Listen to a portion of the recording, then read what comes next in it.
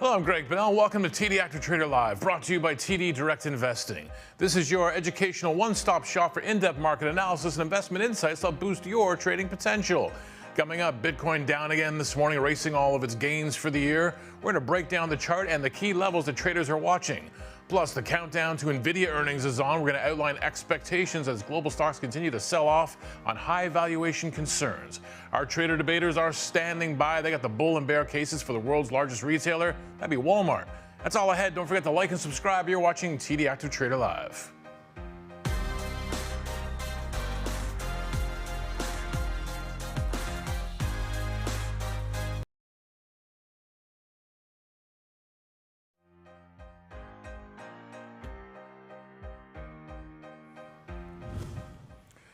But half an hour to the trading day. Let's check in on the markets. It is a down session. We still got those concerns about tech valuations, that their earnings are rolling in. The S&P 500 pulling back. You can see the glide path over the last little while. It's decidedly to the downside. Let's start with Home Depot, something outside of tech, falling short of third quarter earnings estimates.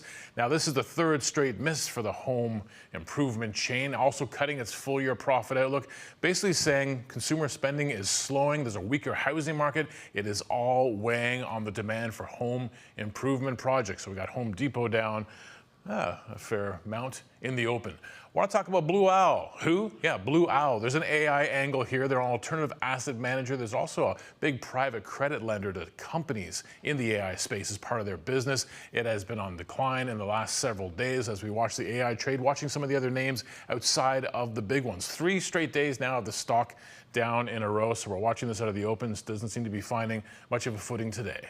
And that's your market update. Joining us now for more technical take on what's happening in the markets, here in Amin and Jason Natick from our TD Direct Investing educational team. Gentlemen, there is a lot going on in the world. I think our audience has a lot of questions. Bitcoin seems like a good place to start. Yeah, let's talk about Bitcoin, Greg. Of course, it's been on a bit of a ride of the last couple of weeks. Of course, Bitcoin is the largest cryptocurrency by market capitalization, and it continues to struggle as it broke below a key $100,000 level. Now, technically, it's still just hanging on to its bullish run, and I'll show you that in a moment, but theoretically, when you talk about a bear market, it's entered bear territory. It's dropped about 26%, so anything below a 20% drop, you're talking about bear movement now. But structurally, when you think about Bitcoin, what's really changed? There really hasn't been much. You know, when you think about adoption across the board, from JP Morgan's to BlackRock's institution, you know, Harvard just came out and said that their endowment in fact, holds more Bitcoin than it does gold at this point, which is a big, you know, sort of a tap on the shoulder for Bitcoin. So you've got many industries that are still adopting even blockchain technology. So structurally, it's still in a good place. But, you know, when you come to the markets, of course, there's just been a shakeout. We've seen long-term whales selling at these highs. We haven't seen the buyers take, step in. We've seen some big outflows as well. October 10th week was the big flush, which I'll point out, where we did see a big, shakeout of the high-risk positions that were all in the market, and we saw that big move come down. One thing I'll also mention, Greg, is adding to this bearish sentiment is the 4-year cycle news that's come out. So Bitcoin traditionally trades in a 4-year cycle, so 2014 to 2018. We've always seen that pullback come, that corrective. In 2022, we saw that correction happen. And that 4-year cycle is just coming now in 2026, where we might see that correction happen. So looking at the charts, what I wanted to make that point about just hanging on to that bull run is I've got the weekly chart pulled up here, Greg. You can see this long uptrend that's formed. It's been validated at least 5 times now, where it's kind of kissed or touched it and rejected off of it, which tells us that that trend is still in place until now. Now, on the weekly chart so far, it's still forming this candle, but we have broken below that trend line. What we want to probably see is another close into next week, remaining below, and then we know for sure we're going to come down to it. It's also forming what's looking like a classical head and shoulders pattern. So if we continue to see it kind of waver down and really test that 76,000 support, really bounce off of that, but this could mean a more meaningful breakdown on the lower end here. I'll just pull up one more set here on the daily chart. And the other thing that I wanted to just draw up over here was I looked at the monthly pattern. It's formed a big monthly rising wedge, and it's also broken out of that rising wedge pattern. So you can see over here, We actually haven't, we've tested it very similar, but now we've gone to a key demand zone in that 90 to 92,000 level. So this is the key level to look at. Traders looking to see if we can recapture the 92 and break above it, or if it doesn't, we could see a real test of that key support at 75,000 on the downside here. All right, interesting chart work on Bitcoin. I know it's a question for a lot of people. The next company you're going to talk about, Warren Buffett did a little shopping a couple months back, picked up some of this one. Yeah, $4 billion or so. $4 billion and change, yeah. It's a small change in the grand scheme of Berkshire's holdings. It makes up their 10th largest holdings, but it also is a nod to what Berkshire is known for, is looking for value picks. And maybe Google fit that bill when it comes to the technology names amongst its AI peers. On a forward basis, for 2027, it trades at 22 times earnings and has high free cash flow, so really fits what they were looking for. But it's also just a testament to what Google's done in the last recent while. They've really accelerated the AI push, rapidly improving their cloud profitability. But the big news that came out, and we've got the charts pulled up here, was we saw this big push in September. Caused this big gap up, which created that run, and I marked it up here. This breakaway gap was because of that big court ruling that was made where they were going to try and break up their search engine business.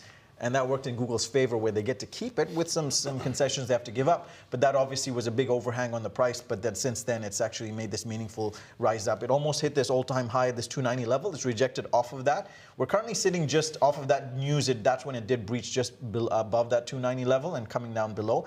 So the 21 day is the key level now, which will be acting as support coming into it. There's some more sort of tailwinds. They're about to release their new Google AI Gemini 3 cloud. There's speculations on it coming out sometime this week, according to prediction markets, which is kind of a big thing. It also has a connection with Google because Google Finance is going to be now using data for prediction markets, amongst other things.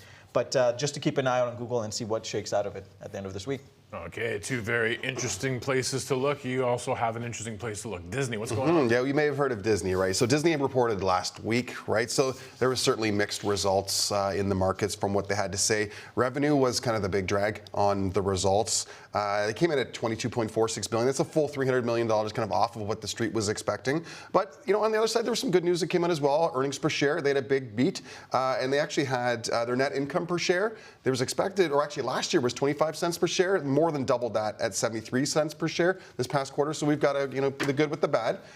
Some of the kind of the misses can be attributed to kind of that same old song, that legacy cable business, and it's they had some significant downside on that in terms of the ad revenue that's growing there. But what seems to be the kind of the wind in their sails is the Disney Plus. And so that's gained significant subscribers, 3.8 million, pushing them over the $130 million subscribers in their in their back pocket. So and then on that on that streaming news, there was a bit of a standoff. You were talking Google already. Google obviously owns YouTube. There was a blackout of all Disney channels on their services for a little over 2 weeks. Well, they came to an agreement on a multi-year distribution. So that's some good news that Disney was really looking forward to hearing. But turning to their chart. Not really all good news that we can see what we've seen here. Earlier in the year, there certainly was a big bid up in the prices. We see some pretty sizable gaps in their prices bidding up. But recently, we've now seen some consolidations kind of moving forward. As the price kind of moves sideways, yes, we did see annual 52-week highs in this time period. But we formed kind of what we're calling what we can call like a bearish island top. It's formed when you've got a gap up and into the pattern, gapping down out of the pattern. So that could mean that with the weakness that we're seeing in the market, with the weakness we're seeing in the prices, that we could be looking for some pullbacks potentially here. And what also kind of is standing out to me is those gaps and those big pushes up. There's not been a lot of support points created along the way. This is causing me that as we break down, there could be some rooms, those gaps to get filled in, that we could have some projected moves, pushing it down towards lower levels of support, breaking down below 100. $92 is even in play if we don't get some stability from the recent news that's been in play. Very interesting stuff. Just out of the blue. You ever took your boys to Disney when they were young? You got two boys, right? Yeah, no, we've not made the trip down. Oh, so okay. I know. Kieran's got young yeah. ones. I remember my kids asking me when they were young, can we go to Disney World? I'm like, yeah, no. And they're like, have you been? I was like, oh, yeah. Oh, yeah. That's what kind of dad I am. All Yeah, right. yeah. And they just raised their prices, in fact, across all of their parks. Well, you're next, October. buddy. So you got the that's- young ones. I'm You're gonna have next. to fork out more on my wallet. My Jay guys and I are are old in the for that clear now. probably, You're yeah. next. Thanks for that, guys. If you at home have a question for our team, here's how you get in touch with us. Email td.activetraderlive@td.com. And for more information about the Active Trader platform, scan the QR code on the bottom right-hand side of your screen. It's going to take you to our TD Active Trader Live website. You can try out the platform risk-free. Just open a practice account. You click on Try. TD Active Trader, that button right there. Then when you're ready to switch to a live account, you just export your workspace. You start trading for real.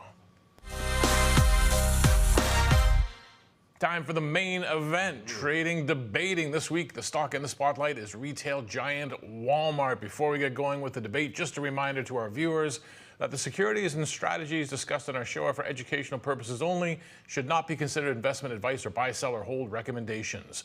Options trading carries high risk, may not suit all investors, significant losses are possible. So it's important to assess your own risk tolerance. Make sure you do your own due diligence before engaging in trading. Now let's get back to the stock of the hour. It is Walmart. What made you guys pick this one to debate, Kieran? Well, it's obvious, Greg. It's it's one of the world's largest retailer, but it also means for the U.S. it serves as a barometer for consumer spending and a read of the broader economy as well. So it's always key to clue into them to see what they're saying. Especially now we're getting to year end and you're seeing more tariff starting to trickle into sort of their inventory and their pricing and stuff. So good one to look at. Huge footprint, right? Like over 10,000 locations, right? Biggest, you mentioned it off the top, biggest employer in the U.S., over 1.6 million jobs. And this is maybe a bit of nostalgia. I still enjoy that the Waltons own 50% of the company too. So that's a nice touch there too. Okay, so let's get into it. We'll get the time on the clock, 2.5 minutes each to make your case. The bell will keep you honest. You guys draw from the hat. You meet on the field of honor on Sundays, as we told the audience. Pistols at dawn, all that kind of stuff. Not that dramatic. Yeah. One day we're going to film it. We're going to film. So Jay, you got the bull case this turn around. I did get the bull case. All right, so here's some facts that you may already, that seem pretty obvious about Walmart. It's the largest retailer in the world by revenue, talking 675 billion. Almost doubling its next closest competitor, some little old shop you may have heard of named Amazon, right? So way down the line, just 391 billion. Seems almost quaint compared to Walmart. It's a true behemoth that uses its immense scale to its advantage, giving pricing power and negotiating power with many of its suppliers, able to keep costs down. And then because it is a low price leader, regardless of market and economic times, it's resilient because it's a place to go that you're going to get value for a dollar. But here, I just wanted to make sure Walmart's not just a giant sleepy retailer. Here's two really interesting facts that I wanted to kind of get out there to really kind of show how Walmart's adapting to kind of the new times and new pressures, new technology that's out there in the market. One is that they're big in the global e-commerce space. Actually, 25%. Their Walmart e-commerce grew by 25% in Q2 fiscal 2026, and in 2025, 18% of all of their net sales happen on their e-commerce platform, and they've actually got projections to have that grow up to 30%. And they actually have marketplaces now on their website, so they're changing, they're moving with their time, they're meeting their customers where they want to be. And this omni growth, what's actually neat, this huge footprint that we've already mentioned, these are almost little nodes, little hubs for same-day delivery that they're driving customers into their store for these pickups. They're able to leverage that. All right, the next thing out of that I want to mention here is there's opportunities that they're leveraging for high growth and high margin growth here. So one is through their memberships. We're seeing significant growth in their memberships, namely through their Walmart Plus and their Sam's Club brands. We're seeing significant growth. Let's see. 45 seconds. Oh, geez, we're getting close here. All right, so let's move. You know what? Let's leave a little bit on the table. Let's get to our charts. Here, we've got a 3-year chart up in the chart with the weekly. All I really wanted to do is gaze at this to its bullishness that we're seeing here. We can see that over that time period, we've been living in the top half of the Bollinger Band very consistently. So, but let's move down to something a little bit more recent, so we can look at some more trends that are really jumping out to me here. Over the last kind of like since a lot of the market was in flux early in the year, Walmart has certainly come out of that. We're seeing it trending up in a very positive direction, ebbing and flowing between the top. What's really standing out to me here is as we tested new highs earlier, kind of this earlier in the fall, I should say, we've now. Lots on the table for the rebuttal. We're flying blind today. Just blank face there. We now.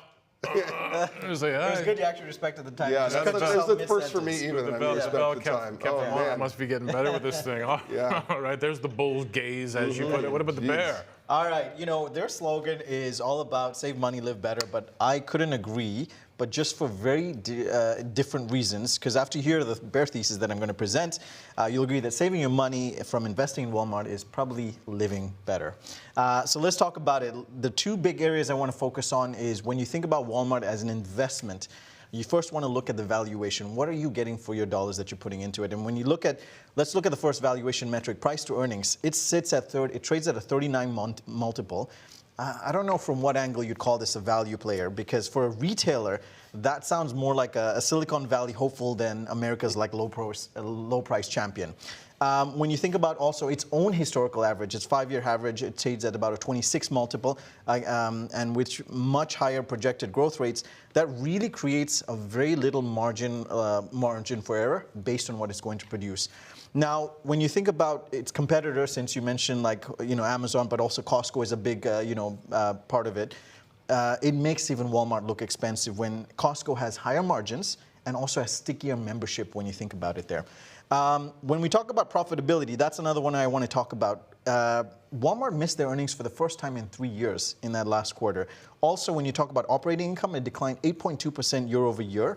And when you think about the revenue mix, 60% of their revenue comes from groceries, which operate on razor-thin margins. You're talking about 1 to 3% margin. So this isn't a growth story for me, especially if that bulk of their business remains in groceries. Let's go into the charts and show what's happening. You very elegantly alluded, Jay, to showing this big bullish trend, which I've marked, and I'm gonna give you that. But the key thing to this trend is this break over here that I wanted to just signify. We saw this big break after making those highs. We also see a new short-term trend that has counter-trend that has now formed. It respected this trend because it's rejecting off of this line. It's kind of going into it right now and rejecting off of it. But it's also broken below its 21-day moving average as well as its 50-day moving average. And you're looking at a push towards its 100-day. Now, when we look at a breakdown of a key long-term trend, you want to look for confirmation. We did see confirmation, consecutive closes below that trend line and also making lower lows at the same point as well. We actually tagged a new lower low right at the 150-day moving average. So given this backdrop and given that you have now coming into this earnings, more pricing and tariff pressures that are going to probably come out as this earning gets revealed, I suspect it's going to hit that $100 mark and lower. There we go. I would have given you more than a 45-second warning. I didn't realize you didn't have the clock over my shoulder. I turned. Yeah. Oh my God! Jay's just trying to time this in his head. So No, that's on me. my But clock was off. But you got more time now. You got 3 minutes to counter each other. You can bring it all back. Let's go. You know what? That's some of the things I left on the table. Let's bring it back. Right. And the one thing I wanted to also mention in terms of those high margins and growth areas was ads and data. Right, so Walmart made a big buy of a TV manufacturer named Vizio, $2.3 billion, drop in the bucket for them. But it's bigger than just owning a TV producer that you might be able to sell. They actually now are offering direct TV that comes free of charge to their customers. It gives them now it's actually generating ad revenue for Walmart. This is not just a cost that they're shelling out. Now they're actually earning ad revenue, but on top of that, they're actually getting data. They know what's working. They know what their customers are watching. They know what they're able to target some things. And if we're also thinking about AI, once again, they have a huge workforce. They've actually made a significant investment to rolling out AI tools for scheduling, for other corporate entities, for real-time translations, things like that. They're able to remove their scheduling down from 90 minutes down to 30 minutes. When we're talking companies of this scale, any time saving is dollars. They're able to reinvest back in themselves. So there's efficiencies that are being able to had on a grand scale here. That might be true instead, but it's a very small drop in the buck of their overall revenue stream. The biggest costing, and I'm going to quote what the CEO said on the last earnings call. He said when they think about, they're going to have to go through inventory replenishing cycles, and it's going to now happen at post-tariff price levels. He said, we continue to see our cost increases each week, which we expect will continue into the third and fourth quarters. So that's going to come through. It's no surprise we're going to see that, but just how much. The other thing that you also have is when you think about the revenue mix, I talked about groceries for a second. You obviously want the discretionary categories, a bulk of that because that's where your big profit driver is. But those prices have gone up as well. And you're also seeing, he also mentioned they're seeing moderation in the units at the item level that customers are switching to other items. In other words, they're not buying those items that they want them to buy that are driving them the money. And the big notable thing that just happened that's going to be caught in this earnings is the government shutdown. And you might be thinking, what does that have to do with Walmart? Well, it has to do with something called SNAP payments. And those are the food assistance program. So the government shells out about $8 billion a month to this.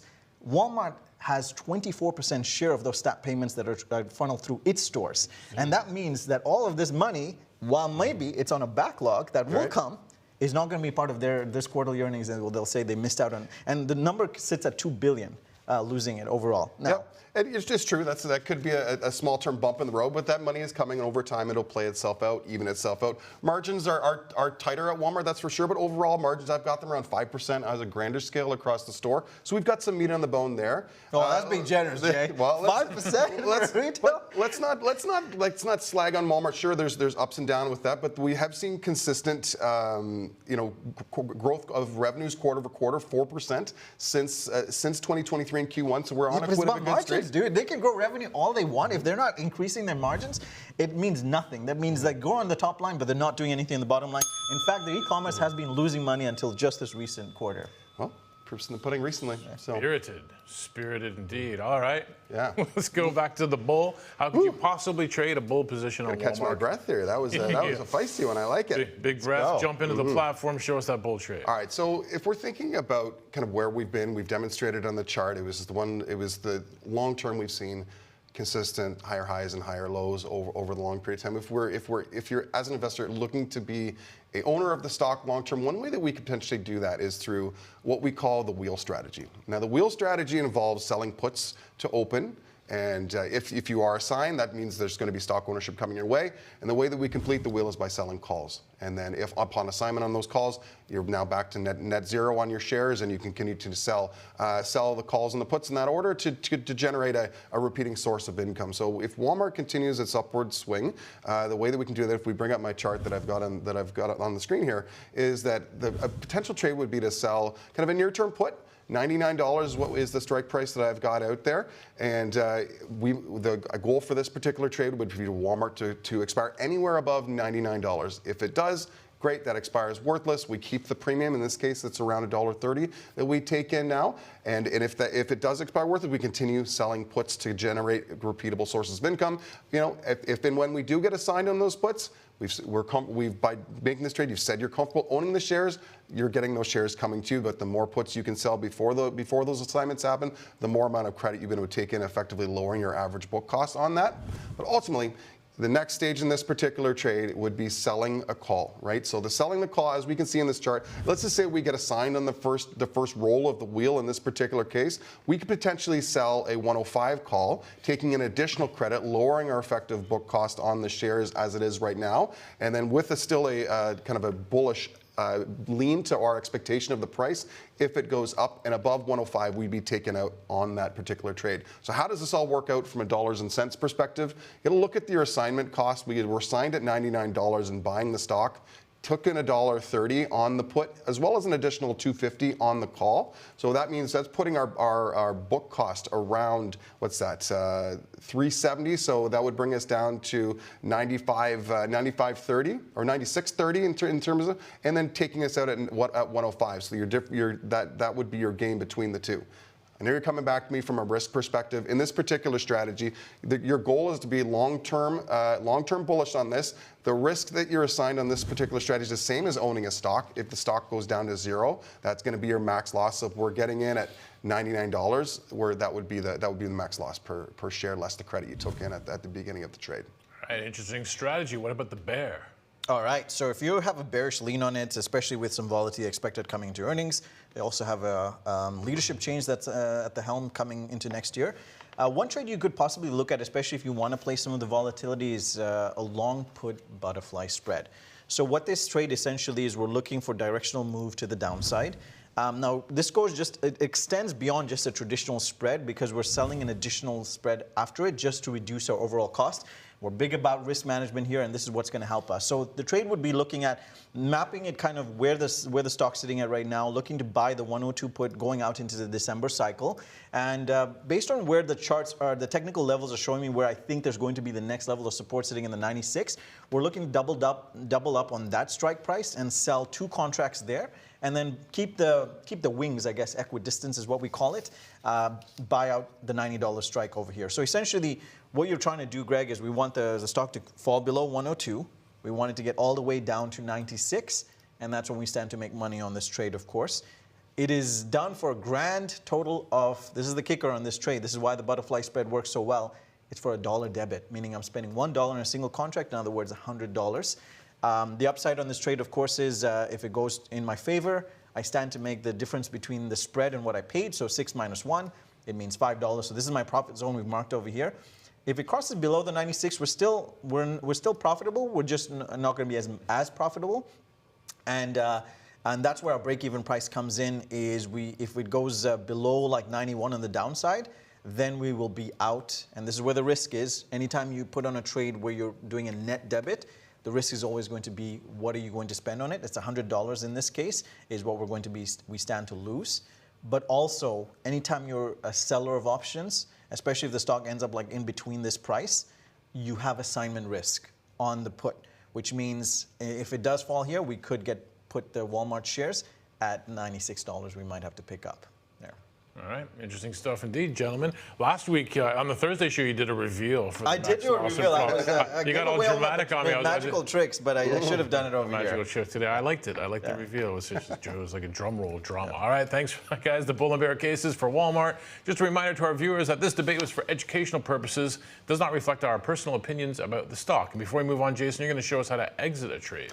Yeah, we've talked a lot about getting into positions here and talked about some fancy butterflies and wheels and all sorts of really unique strategies, but I want to show everybody how simple it is to kind of exit positions that you may already have in your account. So let's kind of jump into the platform. I'm going to show you how easy it can be. So I've got this is my practice account like we use each and every week. So these are all mock positions that I've got rolling. Starting first, I happen to have 500 shares of Walmart already in my position. It's already down here at the bottom, seeing 500 shares. If we wanted to exit this position, it's just as simple as right-clicking. I'm on my Mac. I've set up right-click. You can go ahead and do the same on yours if you're doing the same. Once you right-click it, you get a number of different choices that we get to have here. The most important one here for our purpose right now is closing order. So after I hover over closing order, I'm getting different choices that I can exit my trade. You can close with a limit order, I can close with a stop order, or I can even put an OCO, which we can bracket the order with. So I'm creating a stop and a limit order with it that's going to one cancels the other in one click of a mouse. So this really nice and easy, just right-click, closing order. All right, let's move on and talk about some choices from an options perspective.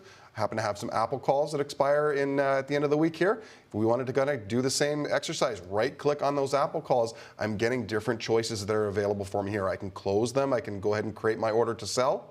Additionally, same thing here. I can also start to manage if I wanted to maybe buy more time or I maybe wanted to roll closer to the money. I've got the ability to create a rolling order right here with one click, and then I'll be able to adjust my strike prices when it comes up at the bottom. And lastly here, I also even get a choice to send in an exercise request to the trade desk. So right here on the platform, you're getting lots of great capabilities. Okay. We oftentimes talk about multi-leg strategies. Let's now talk about managing those multi-leg strategies, how easy it can be here. All right, I happen to have this is actually from last week. I've got a put spread on McDonald's.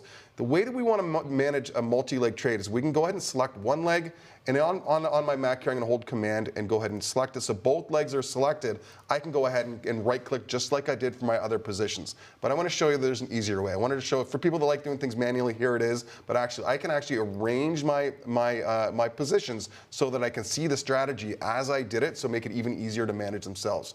Right here, this aggregate button, if I go ahead and give that a click, it's just right now grouped by underlying. There's lots of different ways for you to do it yourself. So get here, get your hands on it, give it a try. But if I aggregate it by order, and if I go ahead and apply that, my strategy is now listed right where my put spread is a vertical put spread.